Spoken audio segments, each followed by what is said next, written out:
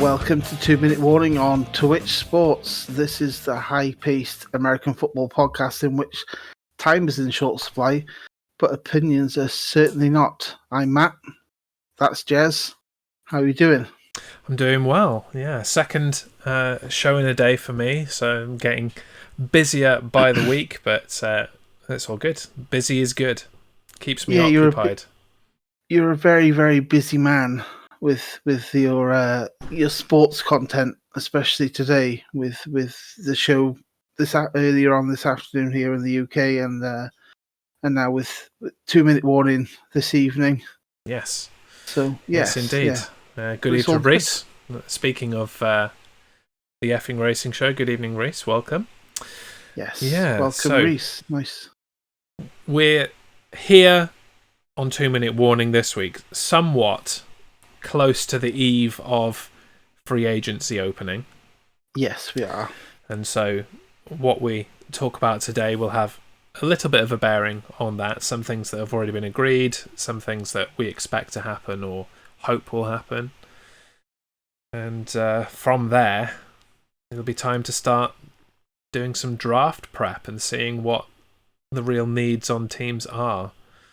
Yeah, so I think we're 3 days out now from the league opening officially for this season, and yeah, it's going to be an interesting couple of days, months, and rolling into hopefully normal procedure this time round.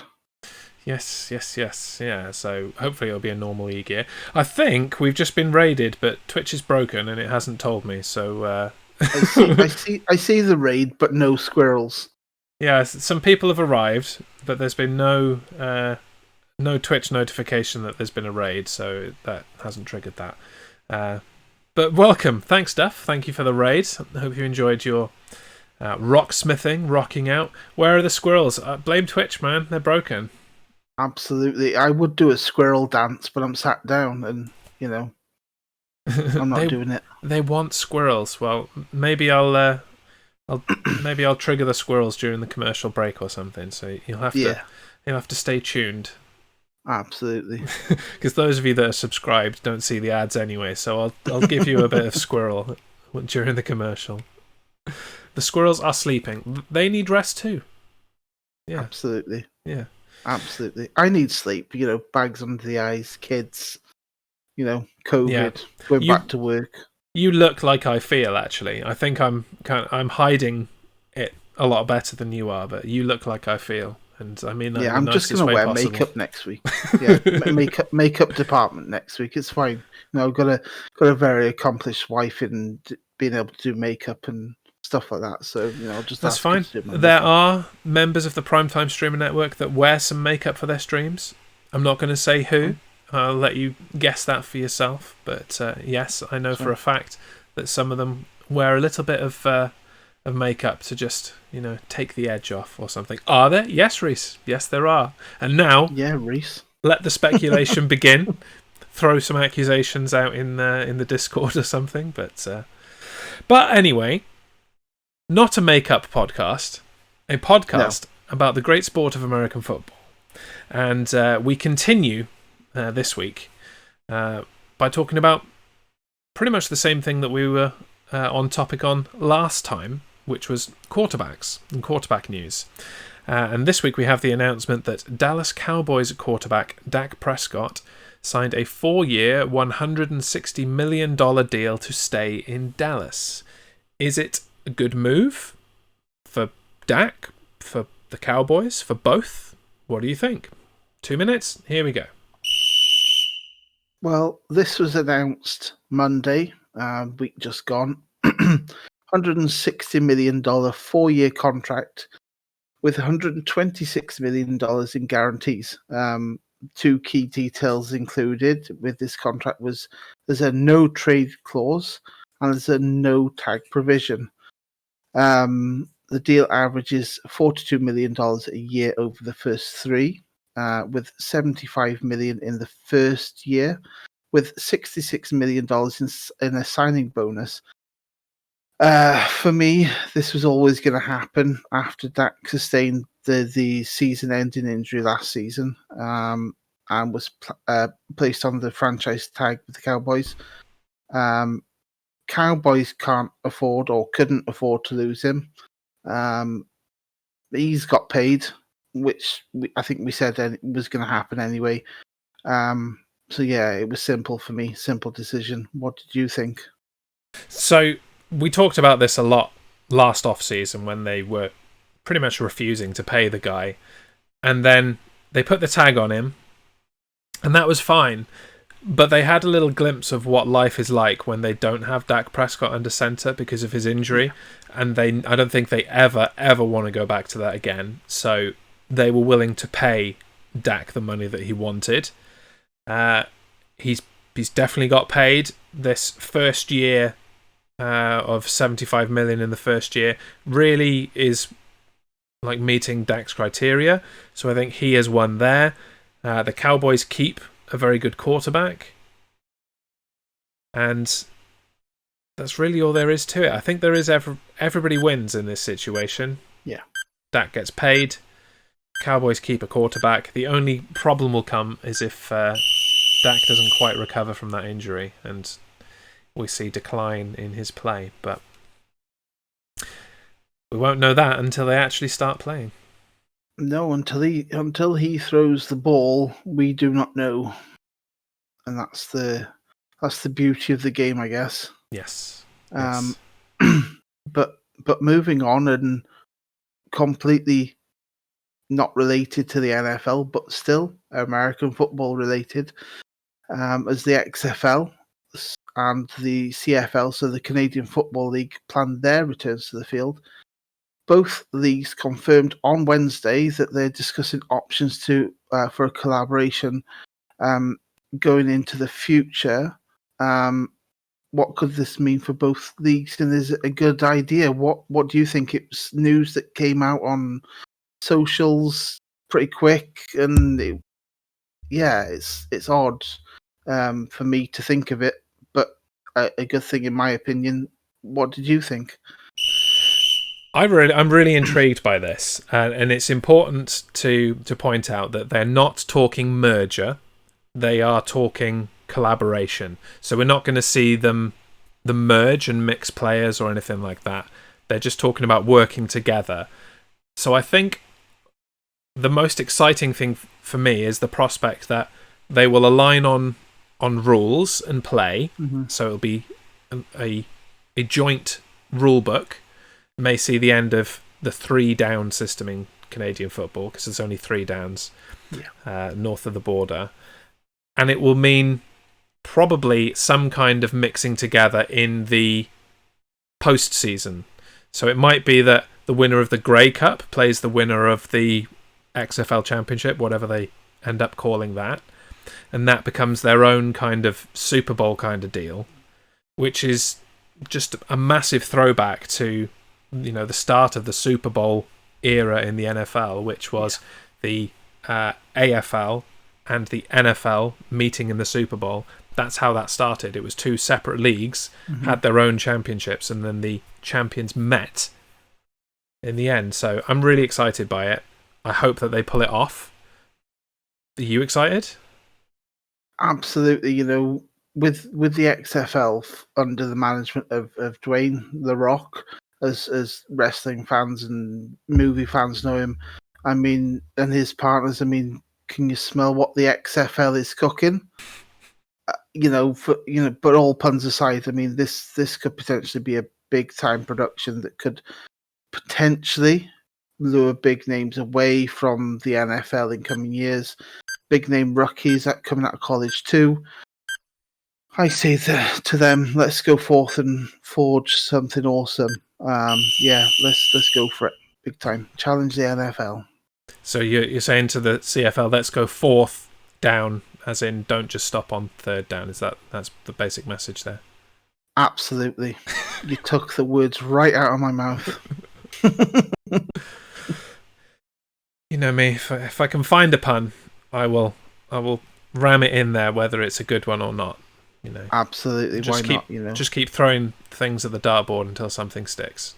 Yeah, it's not as bad as my dad jokes, but I'm not going to go there. So, the other big news as far as you're concerned this week is that on Friday, the New England Patriots announced that they had made the decision to re-sign Cam Newton to a 1-year, $16 million contract. He's got $5 million in base salary, and the rest is incentives like becoming the NFL MVP, having wins in the playoffs, and winning a Super Bowl. Did the Patriots cop out here? Is this a cop out? Should they have tried to go elsewhere? What do you think? 2 minutes. I mean, I don't dislike Cam Newton. I don't think he had the best start in New England coming into last season. I mean, he had no preseason, and he was pretty much thrust into the league in New England. But now he knows the playbook. He knows the staff there at One Patriot Place. I mean, if he shows up and gets better targets on the field, I don't see why he can't get some of this incentive money in the breakdown of the contract. I mean, I'm not saying he's going to be the MVP of the league. I'm not even going as far to say that he's going to win the Super Bowl. But maybe a postseason game or two for him this year. Who knows? It depends on recruitment. It depends on how. I mean, he's a hardworking guy. I mean, Bill likes him. The staff like him. Most of the players around him this season just gone like him. So it just depends on the recruitment, I guess. So we'll see. What did you think? I think Duff in the chat took the words out of my mouth. They should have looked elsewhere. I don't think he has what they need. I don't think he fits that system. So unless Bill is going to suck up and radically change his system, we're going to end up with the same thing as last year, where they can't get a passing game going. He relies on his feet, and that's just not going to fly against the defenses that you're going to be playing in New England. The worst thing for me, as channeling a Patriots fan, is it puts to bed any idea of trading for someone like Deshaun Watson or Jimmy Garoppolo. You're not going to be pursuing trade options now that you've paid Cam Newton, even if it is this relatively small amount compared to other contracts in the NFL. He's your guy next year, and now it's time to suck it up and move forward with it, I guess. Resign to a potential 500 season, I guess. We'll see. It's fine with me. I'm not a Patriots fan. I'm the opposite of a Patriots fan. So absolutely, bring the season on. Don't play the Bears though, so it's all right for you. I don't think we do anyway. They might change the schedule.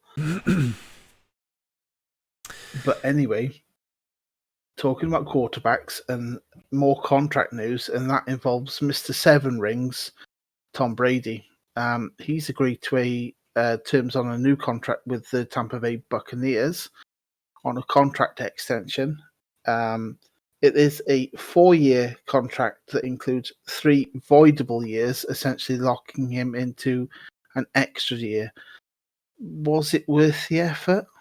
What do you think? It was worth the effort purely from a Tampa Bay Buccaneers point of view, because they had 0 cap space.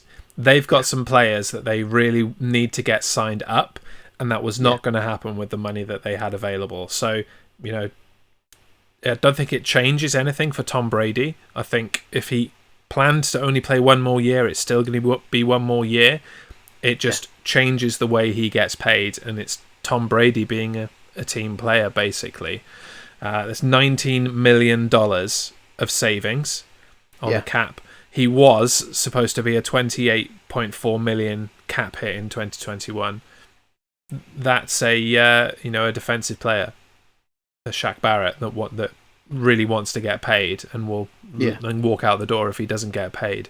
So I think it makes sense. I don't think that Bucks fans should be looking forward to extra Brady years I think it is what it is, and it's just a money switch around. What do you think? Well, I mean, I follow Tom Brady on social media, and he was signing the contract extension, and the line in this social media was the fact that he's in search of number 8. But who's going to stop him after last year?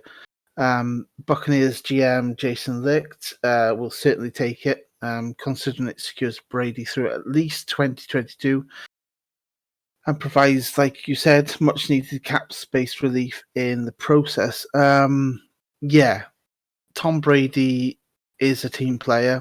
He went to the Bucs and proved pretty much everybody wrong. So if he plays like last year and has the targets, then he could do the one thing he hasn't done, and that's beat the Patriots. If only the Patriots could have played ball with him and received this kind of, hometown discount and move around. If only they weren't, things I can't say on a family-friendly podcast. Well, yeah. But they are. And he's in Tampa, and we're moving on. Well, I looked at his contract breakdown on his the people who manage his agency, effectively his agents, and you can see the breakdown of his contract, and it's crazy. Yeah, he's getting paid more now than he ever did in New England, so he's a happy guy. Not that he even needed the money, but no. Moving on and moving away from quarterbacks, believe it or not, the other big news of the week was that the Kansas City Chiefs, the Super Bowl runner-up, are releasing their starting tackles, Eric Fisher and Mitchell Schwartz. They were both injured before the Super Bowl, and the Chiefs only scored 9 points. But these are starting players. Is there any method to this madness of releasing 2 starting players from your lineup? I guess the fact that these cuts happened doesn't surprise me so much. The Chiefs are going to need to rebuild after, like you said, only scoring 9 points. They were pretty much, and I think we're in agreement, they were pummeled in that Super Bowl by Tampa Bay. Mahomes couldn't get a ball out for love nor money that night. And yeah, it's gonna be a case of they need to rebuild.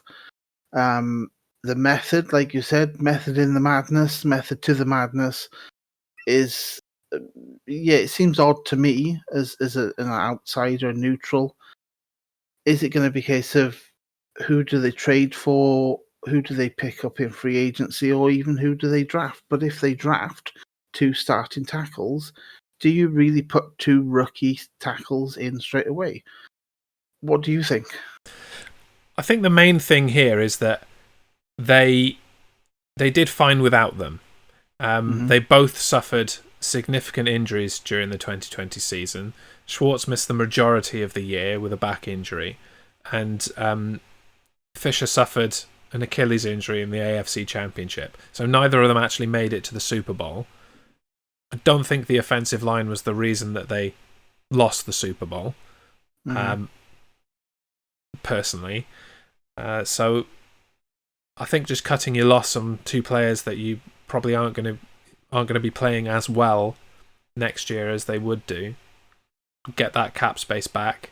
They've got cap issues as well, and they've got players that need to be signed if they want to continue. So I think it makes sense. It's not very nice, but I think it makes sense. I would like to see those 2 players go to other teams and prosper there. I still think they've got some time left in them, personally. Yeah. Always Definitely. Be chatting. Says, "Oh yeah, I forget. Did Casey score any touchdowns that night?" That's a rhetorical question. He knows the answer to his own question. He absolutely does, being a Bucs fan. He watched it, right? But yeah, I agree there. It's a case of they cut their losses, and they'll be fine.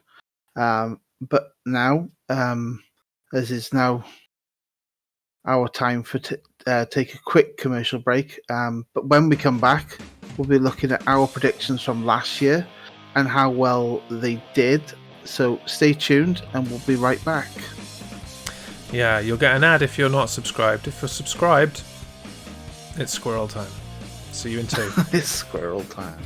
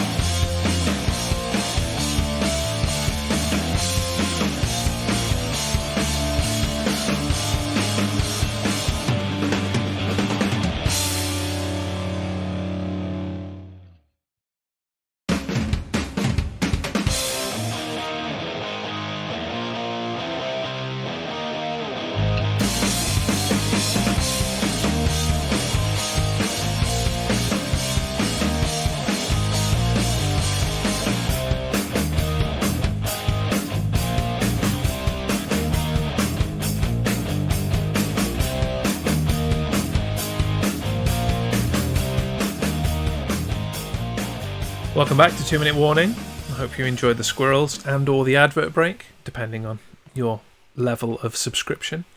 But we're going to crack straight back in now, and we're going to turn to predictions that we made back for the 2020 NFL season. We did a series of 8 State of the Franchise segments, and we looked at the chances of each team, division by division. Really, we're looking at, did we nail it? Did we fail miserably? Taking stock and discussing what some of the teams did last season. So we begin with the AFC South. I'm not sure how we're going to keep this to the clock, but we'll do our best. Here's 2 minutes. Yeah. I think the main kind of mess up we did in the AFC South was that neither of us really rated the Colts that highly. They actually went 11-5.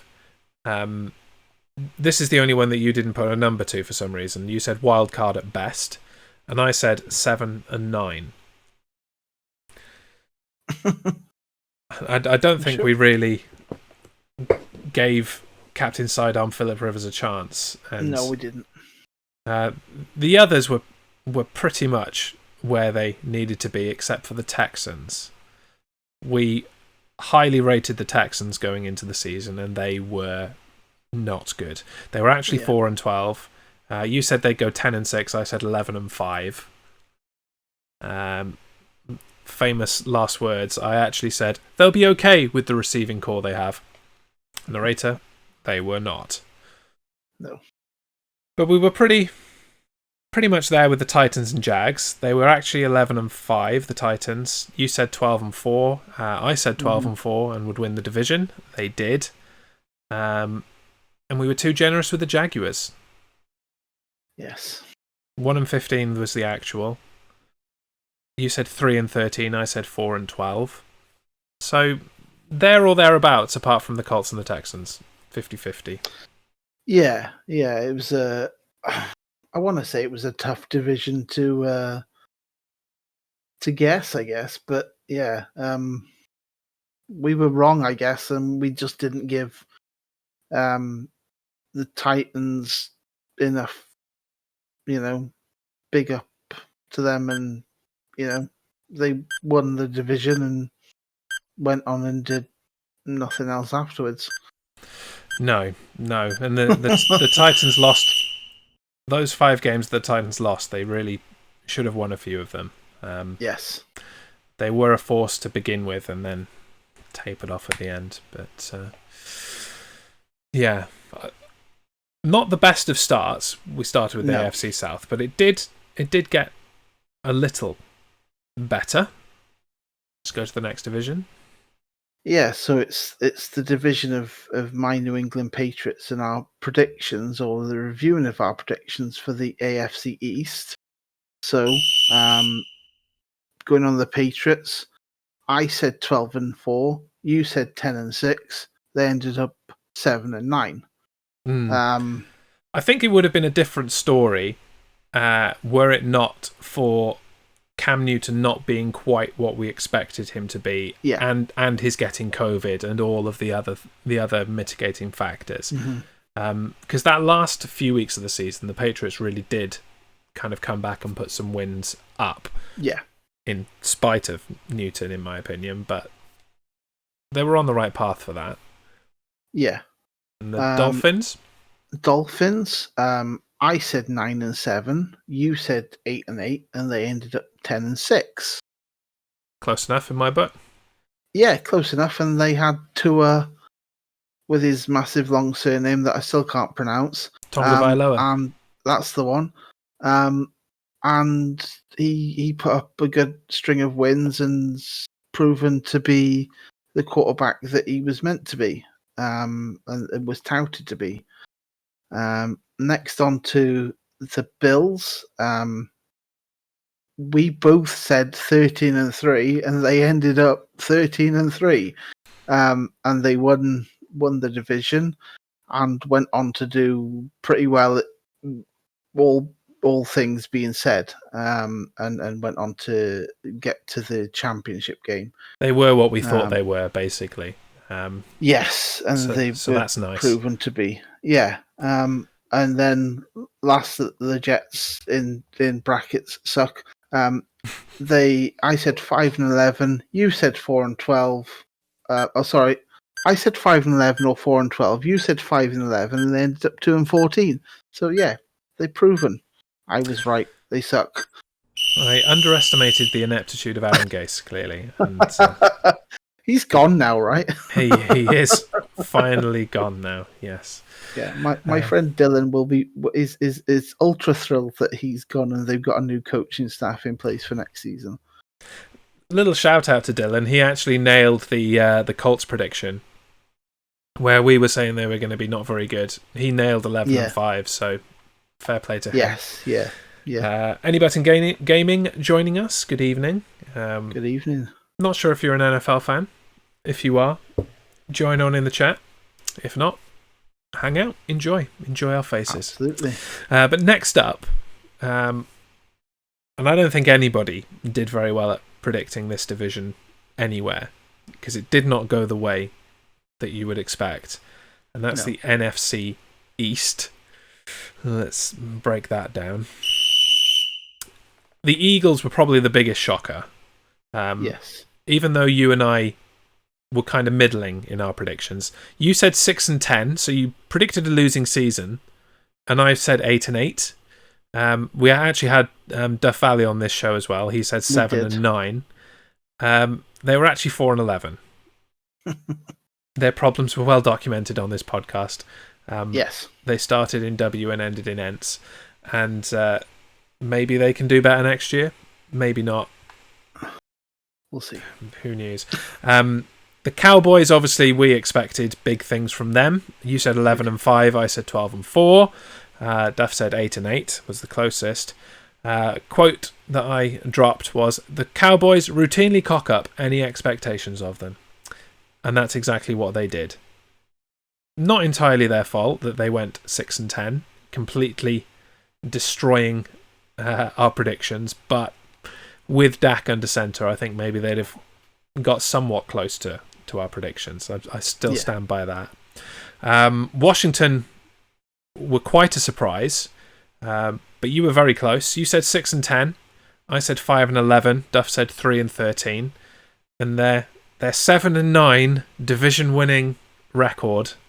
I don't think anybody expected the Washington football team to win the division last year. No, but they totally deserved it over all of the other teams. Yeah. And then I will take my kudos now for the New York Giants. They went 6-10. I predicted they would go 6-10.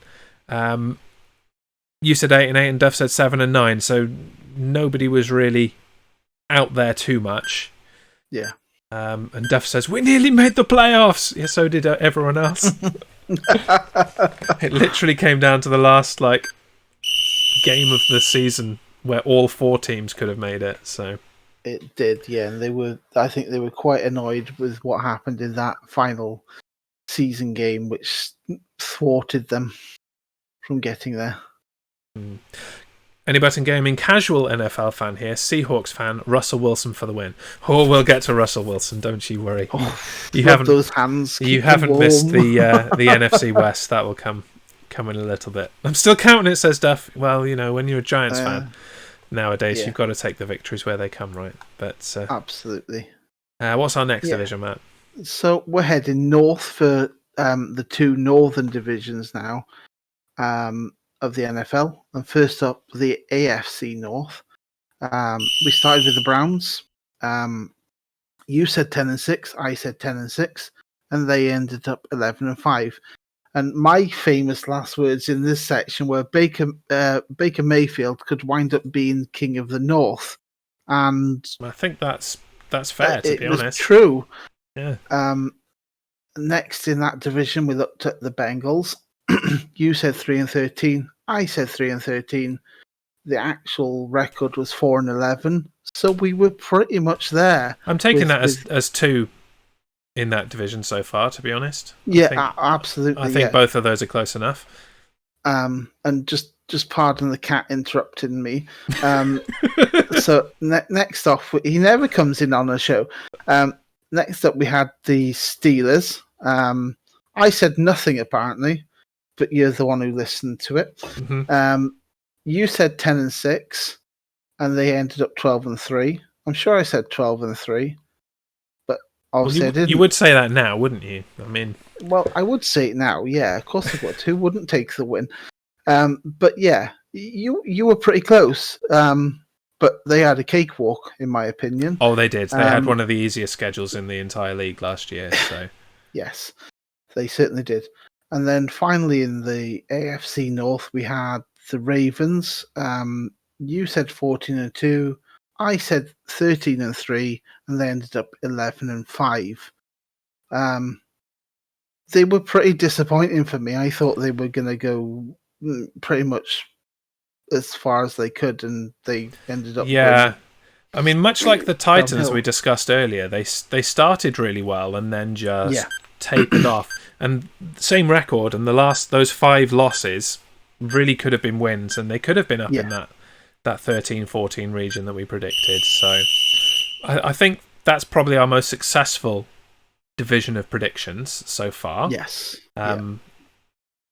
Aside from the Bills that we both just got spot on and earlier, I think that's probably the closest we're going to get to perfection. So now we move to the other northern division, the NFC North, containing my beloved Chicago Bears, which we'll save till last. Here we go. Mixed bag here from us, really. The Lions, we nailed, you especially. You predicted 5-11, which they did. I said 6-10, which is there or thereabouts. We didn't predict a winning season from the Lions. And as I listened back to your analysis, the reasoning was pretty spot on, to be honest. It's they can put up points and Matt Stafford can do well and they'll still lose. So yeah, very well done on that one. The Packers exceeded our expectations. Part of that is because I'm a jaded Bears fan and I don't want anything to do with the Packers doing well. But 8-8 you said, 9-7 I said, and they went 13-3. I'm not saying any more about that.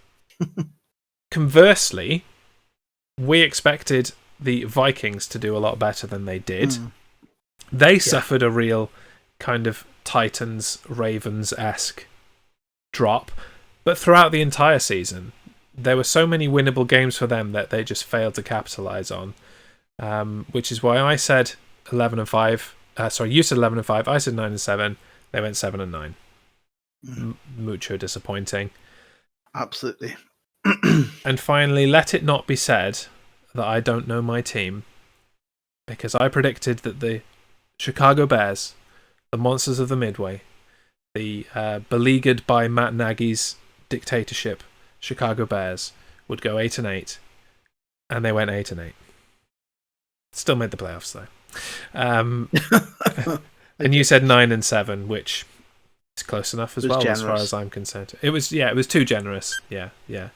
Middling is about what you can expect from the Chicago Bears on any given season. So 8-8 will be my prediction for next year as well. You've heard it here first. Just get a better head coach, and you'll be all right. I asked for it, man. I'm trying. Yeah, you're trying. You're pleading with the Bears on socials, and you. I've seen the begging and the videos of you down on your knees praying. I mean, as an aside, not in a 2-minute segment, but the Chicago Bears are apparently the front runners to get Russell Wilson in a trade, and I'm like, come on, it's like this, praying hard. Let's make this happen, please, let's make this happen. ABG won't be very happy with that, but I don't care. Yeah, absolutely. He's been throwing compliments about the Primetime Streamer Network so far, like three compliments about different streamers, and then it's like, oh no, they're trying to steal my QB. Like, mother. He X's out the stream and runs to put a shield around Russell Wilson. Yeah, I think that could be a very potential landing spot for Russell indeed. But we move from north to south and to NFC South, and we look first at the Panthers. You said 8-8, I said 9-7, and they were disappointing and ended on 5-11.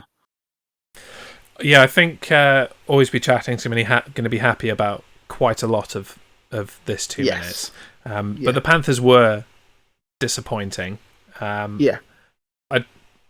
didn't expect them to light the world on fire. Neither did you, really, with a 9-7. But we expected them at least to be middle of the road, and they failed to even meet that kind of expectation. Yeah, but conversely, yes. We looked at the Tampa Bay Buccaneers, Super Bowl champions. You said 13-3. I said 12-4, and they ended on 11-5. So we were pretty much there with the Bucs. Yeah, the only difference really was the Bears beating the Bucs, and one other loss that doesn't matter. But like, if the Bucs had beat the Bears, then you'd have been right. Yes. You also, early in the season, I don't know if you remember because you backtracked on it a few times, you predicted there and then that the Bucs would go all the way. Yes. From pre-season, so kudos for that. Yeah, well, someone had to have it right? And not be a Bucs fan.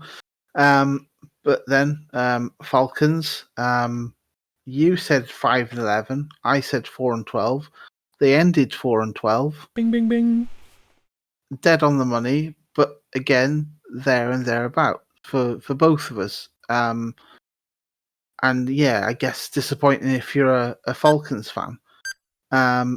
Saints, you said 5-11, I said 6-10. Neither of us gave them a chance. They ended 12-4. To be fair, and I know we're out of time, I think both of our predictions were contingent on the idea that Drew Brees would be broken in week 2. Yes. And now he's gone anyway. Well, we don't know what's happening with him, but yeah. Again, if Brees wasn't there, I think it would have been closer to what we predicted, especially considering the games we saw where Brees was not there later in the season. They did not very well. No, because they scraped through. Backup QB Taysom Hill. That's right. Yeah, he's no Drew Brees, is he? And nobody else is with his stats he's put up in the past, however long he's been in there. But there we are. That was the South. That was the South. And with most directions covered now, our final two are West. So we're going to go first to the AFC West, which we did pretty damn well on, if I do say so myself. Yes, we did. Starting with the Broncos, I predicted 5-11, which they did. You predicted 4-12, which is there or thereabouts. You're on the money. Broncos need a new QB. That's all that comes down to. The Raiders exceeded our expectations, but not by much. They went 8-8. You said 4-12. I said 5-11. I don't really know what the Raiders' problem is. I'm gonna have to look more deeply into that because it doesn't really make sense to me why this team isn't winning games based on what we saw on the field from them. I don't know. Chargers. We expected them to not do very well. We both said 5-11. They didn't do brilliantly. They were kind of middling at 7-9. And then the real obvious prediction, I suppose, was that the Chiefs went 14-2, which you got on the money, and I suggested 13-3, so there or thereabouts. What's the biggest shock for you in that division? I think the biggest shock for me were the Raiders, because they weren't particularly anything special the season before. They moved to Vegas. They got the big new shiny stadium. All right, they couldn't fill it with fans, so you didn't have the Raider Nation in there. Look at me knowing what the fans are called. But yeah, it was a shock for me because we just didn't seem to give them a chance. And all right, I can't remember wild cards, but did they even make it to the wild cards? I just can't remember. But they did well, and they've got chance to progress if they nail down positions this off season. Indeed. Sorry, I just got distracted by Duff in the chat, who says in bright capital letters, Breeze has retired. Unless it has broken literally in the last couple of minutes or in the last few hours, he hasn't. Because as of is it actually breaking news? Because 3 minutes, there we go. Because I looked at an article earlier that was Drew Brees signed with the Saints 15 years ago today, and we're questioning whether it would be the day he's retired. So there you go. Apparently, and I'm just going to jump on Twitter quickly while we're live. We'll break the news as it happens. There it is. Drew Brees and his family officially announced his retirement from the NFL after 20 seasons. There you go. It is there. It is there. Top stories. When I searched Drew Brees on a certain search engine, there's the news. 15 years to the day is he going to retire, and now they will go 6-10 or 5-11 next year. Yeah, unless they I don't know. For Watson, maybe. Maybe. Watson's a perfect fit for that offense. Yeah. They need somebody. Oh God, not Russell Wilson. No, Russell Wilson's the Bears'. No, not Russell Wilson. Yeah, stay away. God. Russell Wilson is such a Drew Brees-like quarterback, though. Damn it. He's a perfect fit for them. Unfortunately, and he'd fit the Saints scheme down to a T. Unfortunately. They have Jameis as always be chatting. If I had the badumts button on this page, I would press it. We need a badumts button. Anyway. So bad. A little digression. Yes. But congratulations to Drew Brees on a fantastic career. Yes. I didn't really come across him too much as a New England fan. No, he was in the other conference. He was the other conference, but when New England and New Orleans did clash heads, then it was Brady and Brees. It was always a good game from memory. It was always a high scoring, high octane game, and it was a good game to watch. So Drew Brees, have a fantastic retirement. Enjoy it with your millions and millions and millions of dollars, and just enjoy the quiet life. Absolutely. And we'll roll on, shall we, to our last division? Yes, so finally, move to the NFC West in our final stop on this review. And we start with Seattle Seahawks. You said 12 and 4. I said 13 and 3. Their actual record was 12 and 4. Jez on the money. But no surprise, right? Not on paper, no. But I think this was actually a disappointing season for the Seahawks. As much as 12 and 4 is a good record and they made the playoffs, I don't think that anybody is really shouting from the rooftops about it, because they should have been better. They could have been better. Yeah. And similar to the Raiders, I can't really put my finger on what the problem was and why they didn't do better.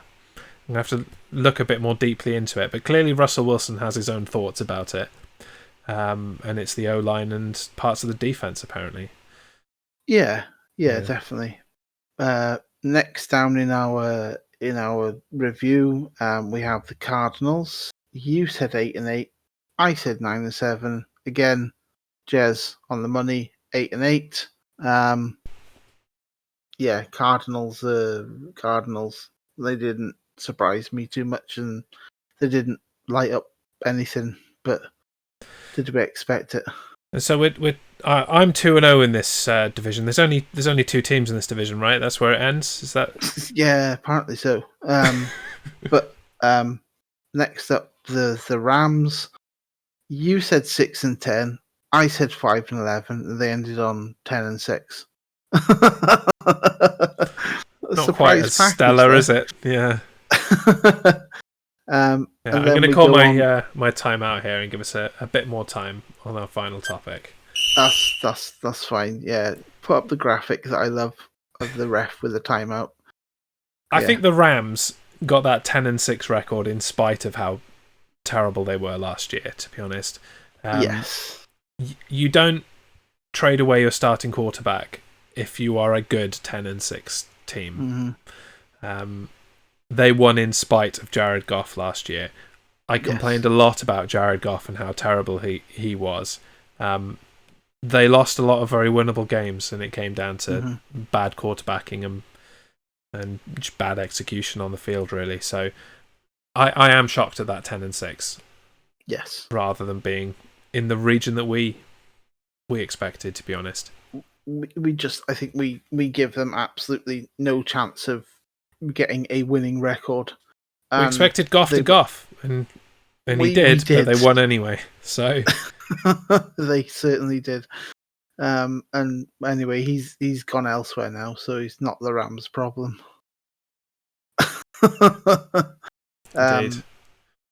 But in the final team that we have to mention are the losers from the Super Bowl previous. Yeah. The 49ers. You said 11-5. I said 12-4. So we were like, they got a really good chance of doing some damage in the NFL again and going on and doing something special. And they ended up on 6 and 10. Yeah, but you know what? I don't feel bad about this one because it was injuries that destroyed the 49ers. Yeah, massively. They pretty much lost their entire starting offense and defense over the course of the year. So to amass 6 wins with what they had was impressive. Mm-hmm. I think they'd have been up there at the 11 and 12 that we predicted were it not for the injuries. So I don't feel bad about that one. No. I think they'll be back this year and back to full strength. And I completely agree. With an easier schedule. You know, they're going to come into this like the Steelers did the 2020 season with an easier schedule. Yeah, definitely. Definitely. Sorry I'm late, says Welsh Nana. She got tied up in a crossword again. Blasted crosswords. So as we mentioned at the top of the show, free agency officially opens this Wednesday, while there have been a lot of moves happening outside or in advance of free agency. That's really where the business will pick up and we'll start to see some more things happening. So let's play hypothetical. What is the one trade that you would most like to see happen? But the caveat is it can't involve your favourite team. Otherwise it's just a fairly obvious, like, I want the best player on my team type thing. So not your favourite team, not the Patriots, not the Bears for me. Who would you like to see move and why? 2 minutes, here we go. Well, I spoke about this at length. The fact that the Green Bay Packers had a rookie QB come in the shape of, I think his name's Jordan Love. Correct. And that Aaron Rodgers was throwing his toys out the pram pretty early in the season down in Green Bay. And yeah, he had an all right season. The Packers got to the championship game, but he didn't look like the Aaron Rodgers that we know or the Packers fans know. He had a good season and still threw his toys out of the pram anyway. Yes, and I think maybe, just maybe, he might follow in the footsteps of Brett Favre and turn his jersey purple, like I said, and go over to Minnesota and play for the Vikings. That's what I'd like to see happen. How about you? Similar colour schemes, but not quite the same. I've got somebody moving out of green. I've got somebody moving out of gangrene. And this is contingent on a free agency move that we expect to happen. We expect Russell Wilson to move from Seattle. And so I would like to see, in his place, the Seattle Seahawks trade for Sam Darnold of the New York Jets. Sam Darnold, okay, he's been on several losing Jets teams now, but I don't think it is at all his fault. I think it's the same kind of deal as Alex Smith had in San Francisco at the beginning of his career, where he had terrible head coach after terrible offensive coordinator and injury. Like Sam Darnold had mono, for God's sake. And so I'd like to see the guy get a fresh start in a good team like the Seahawks and take all the excuses away and see what he can do under their offense. So that's what I would like to see. I'd like to see Sam Darnold to the Seahawks. Yeah, he's. I can't argue the fact that he's a good QB. He's just had terrible coaching at the Jets. So yeah, he if he wants to progress his career further and potentially win things, he needs to go elsewhere. He does. It's not going to happen at the Jets. Let's be honest. Oh gosh, no, nowhere near. But that was hypothetical, and I guess we're staying along the same lines here with our game that you started last week, and new to the show, which was Start, Bench, Cut. And I guess, my turn to pose a question to you. Yep. So with so much going on in the league, and it's all starting to gather pace, and we talk about pace, and then we look at running backs. So I'm going to give you 3 running backs. And the first off my bat is Kenyon Drake from the Cardinals. Then you have Aaron Jones from the Packers and Devin Singletary from the Bills. Who are you going to start? Who are you going to bench? And who are you going to cut? Okay. So you've got 3 running backs there that are kind of the starting running backs of their team. Yeah. It's an interesting question. So I think the obvious start for me is Aaron Jones. Much as it pains me to say that as a Bears fan and grab a Packers player, but he's clearly the cut above these 2 other guys. Last year with his 1,104 rushing yards, 9 TDs, 5.5 yard averages. He had similar the year before. He's generally consistent. I don't think you can argue with that. So I would definitely start Aaron Jones. As far as bench and cut is concerned, it becomes a bit of a closer run question. But I think I would have to bench Kenyon Drake because of the work that he's done in Arizona since being moved over from the Dolphins. He wasn't that great with Miami, but Miami don't know what to do with running backs, and they've all been grossly mismanaged. Like, I feel sorry for Jordan Howard down there now, squandering the best years of his career.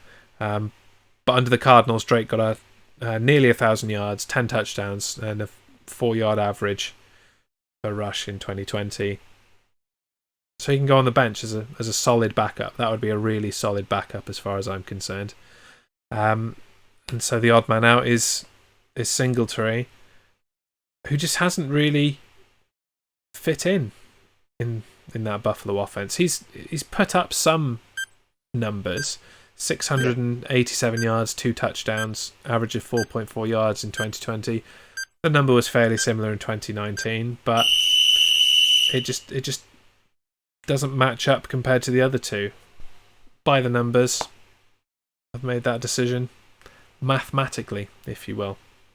Yes, yeah. And I think, I know it's outside of the 2 minutes, but yeah, I pretty much, I'd say the same. I think Aaron Jones definitely, and Drake is the backup. And although Devin Singletary hasn't fit in at Buffalo, if he could possibly get traded somewhere else, then that's going to benefit him, whether or not the Bills look at doing that. Because I don't know his contract situation, then it'll be a benefit to Devin. But yeah, good choices. I mean, if you wanted to talk about them, you could have called your timeout. You haven't used it yet, so No. Yeah, Can I stack them up this year? No. You use them on the day, or that's it. They're done. Well, they're out the window. They are indeed. Yes. But there we go. That is another 2-minute warning in the books. Thanks to everyone that's come by. We've seen some new faces to the show this week. We've offended some new faces to the show this week, as we do.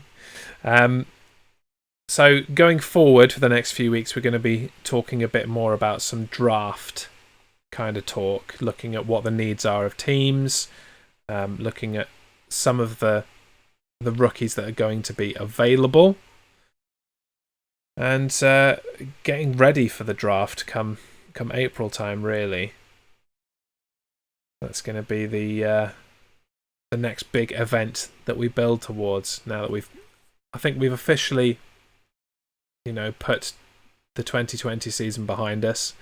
We've gone through all of what we said about it, so we are on the road to the 2021 season now officially. Second season together. Our second season together. Yeah. That's cool. I mean, we I think we didn't get the season we anticipated with COVID last season just gone. Yeah. And we got there without any major disruption to schedules.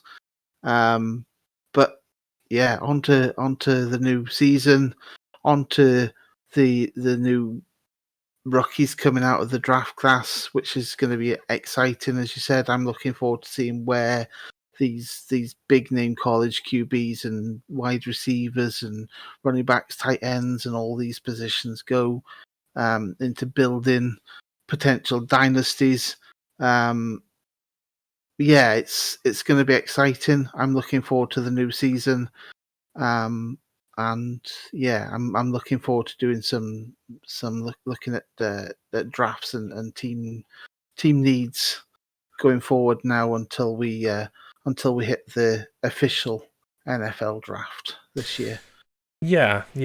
We'll be looking in, or speaking for both of us here, but mostly for myself, looking more deeply at the draft than have ever been looked into, as far as I'm personally concerned. So, yeah, bring it on. Bring on the analysis. Yes. I do like a good analysis of football. And on that note, we'll bring it to a close. Stay tuned for a raid. I'm going to take you over to another NFL podcast on Twitch Sports. So show your love. Let them know where you've come from. If you want to tell them that we've been talking NFL, that would be cool. Maybe bring some of their audience over this way. But that's it for us. We'll see you next week, same time, same place. I've been Matt. I haven't been Matt. What the hell? You've been Matt. I've been Jez. Yeah, good night, Jez. Whatever. Say goodbye, Jez. Bye, Jez. Goodbye, Jez.